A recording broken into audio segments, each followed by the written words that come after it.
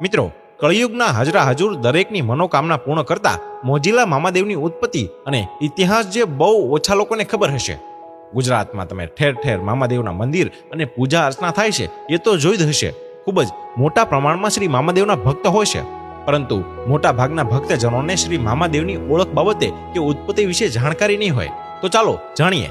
તો કે પ્રાચીન કાળની કથા અનુસાર શિવ પુરાણમાં દક્ષ પ્રજાપતિ દ્વારા યોજાયેલ મહાયજ્ઞમાં પોતાની પુત્રી સતીએ શિવજી સાથે લગ્ન કર્યા હતા, અને આ કારણે સતીના પિતાને ત્યાં યોજાયેલ યજ્ઞમાં સર્વ દેવોને આમંત્રણ હતું, પરંતુ સતી અને શિવજીને ન હતું.